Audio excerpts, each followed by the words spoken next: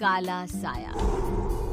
यूं तो बनारस घाट अपनी खूबसूरती के लिए बहुत प्रचलित है, पर घाट के किनारे कई राज लिए बैठे हैं। ये कहानी शुरू होती है बनारस के घाट के पास बने ममता निवास से, जहाँ प्रिया लाल जोड़े में ममता के घर उसकी बहू बनकर आती है। आओ आओ बहू, घर को अपने पैरों से पवित्र करो। ममता घर की दहलीज पार कर ही रही होती है कि अचानक एक बहुत गंदी सी बास पूरे घर में फैल जाती है।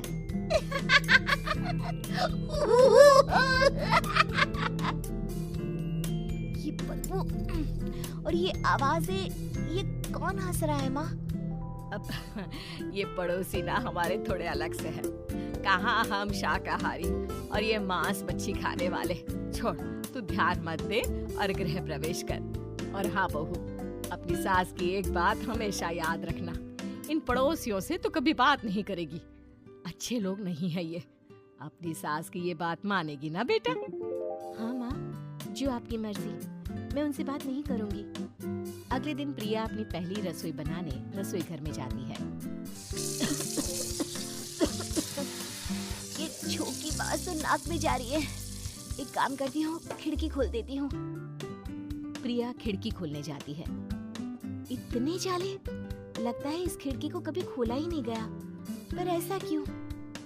ओह, नॉन वेज की स्मेल आती होगी ना। 2 मिनट के लिए खोल लेती हूँ, फिर बंद कर दूंगी। प्रिया खिड़की खोलती है। खिड़की खोलते ही उसकी नजर सामने वाले घर की खिड़की पर पड़ती है, जहाँ एक लड़की खड़ी होती है। हाथों में मेहंदी, लाल रंग की साड़ी, बिल्कुल सजी धजी, मानो प्रिया की तरह ही वो भी नई नवेली बहू हो। वो प्रिया को देखकर मुस्कुराती है। हे भगवान, माँ ने तो इनसे बात करने को मना किया था। प्रिया फौरन ही खिड़की बंद कर देती है और तवे पर चढ़े रोटी की ओर देखने लगती है, पर वहाँ रोटी न होकर मछली पड़ी होती है। ये क्या? पहली ही रसोई में इतनी बड़ी गलती। हे भगवान, अब मैं क्या करूं? प्रिया बहुत डर जाती है और फौरन रसोई की सफाई करने और फिर सभी के लिए खाना बनाने लग जाती है। जब वो सबको खाना परोसती है, सब तो ठीक है, मैं बेकार में चिंता कर रही थी। हे भगवान, ऐसे ही बस अपनी कृपा बनाए रखना। रात के वक्त जब सब सो रहे होते हैं, तब प्रिया को पायल की आवाज सुनाई देती है, जिससे उसकी आंख खुल जाती है। ये पायल की आवाज कहाँ से आ रही है? प्रिया उठकर उस आवाज के पीछे छत की सीढ़ियों तक जाती है। तभी उसे बच्चे के रोने की आवाज आती है।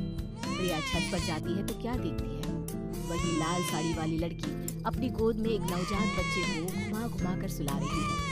तभी प्रिया की नजर उसके पेट पर पड़ती है। ओह गॉड, ये तो प्रेग्नेंट भी है। सुनिए, बच्चा सो नहीं रहा है क्या? मैं कुछ मदद करूं? नहीं नहीं, आपके घर वालों को अच्छा नहीं लगेगा, मैं संभाल लूंगी। स्नेहा की गोद से बच्चा हाथ मारकर प्रिया की गोद में आने को छटपटाने लगता है। दोनों घर अगल बगल में बने होने के कारण प्रिया उस बच्चे को गोद में ले लेती है। प्रिया के पास आते ही वो सो जाता है। बच्चे का वो स्पर्श रात भर प्रिया भूल नहीं पाती और अगली सुबह वो छत पर कपड़े सुखा रही होती है। तभी उसे एक औरत इशारा करके बुलाती है। स्नेहा कह रही थी बाबू तुम्हारी गोद में आते ही सो गया। मैं गौरी, स्नेहा की माँ हूँ। बहू, घर आना, बाबू को खिला भी लेना। शाम को जब घर पर कोई नहीं रहता, बच्चे से मिलने के लिए प्रिया छिपकर अपनी पड़ोसन के घर चली जाती है और कुछ देर बच्चे को खिलाकर वापस लौट आती है। इसके कुछ दिन बाद ही प्रिया को पता चलता है कि वो माँ बनने वाली है। ममता की खुशी का ठिकाना नहीं रहता।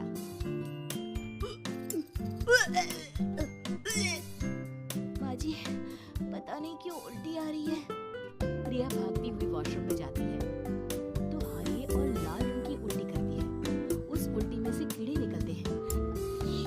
ये क्या? खून और ये कीड़े! माँ! माँ! प्रिया की आवाज सुनकर ममता दौड़ कर आती है, पर बेसिन में कुछ नहीं होता। प्रिया हक्की बक्की रह जाती है।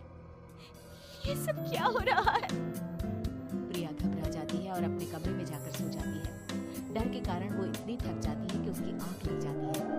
तब उसे ऐसा लगता है उसके पेट पर मानो कोई बैठा हुआ हो। कौन हो? प्रिया के पेट पर एक 5 महीने की बच्ची बैठी हुई थी, जो बुरी तरह जली हुई थी। माँ, तुम ही मुझे लाई ना अपने पेट में। मैं तुम्हारी माँ नहीं हूँ। कौन हो तुम? माँ, देखो मैं जल गई बुरी तरह से। 6 महीने पेट में रहने को भी मुझे नहीं मिला। सहला दो ना माँ। बचाओ, बचाओ, माँ। ममता दौड़कर कमरे में आती है। प्रिया की बातें सुनकर वो सब समझ जाती है। तू कहीं बगल वाले घर में तो नहीं जाकर आई ना बहू? मुझे माफ कर दो, मैं गई थी माँ।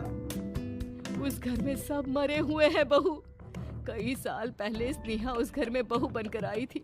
कुछ ही दिन में वो एक बच्चे को जन्म देने वाली थी। पूरा घर बच्चे के आने की खुशी में खोया था। एक दिन अचानक उस घर में आग लग गई। सब बुरी तरह जलकर मर गए। गौरी आज भी दादी बनने का इंतजार कर रही है और इसीलिए स्नेहा ने अपना अजन्मा बच्चा तुम्हारी कोख में डाल दिया। ममता ये कह रही होती है कि पीछे से उसके पैरों को एक बच्चा पकड़ लेता है। दादी, दादी। माँ, स्नेहा की गोद में यही बच्चा था। ये बच्चा कौन है फिर? तेरी मौत है। तेरी भी दादी। जिस चीज का ममता को डर था वही हो गया। ममता निवास के ऊपर मौत ने चादर बिछा दी थी।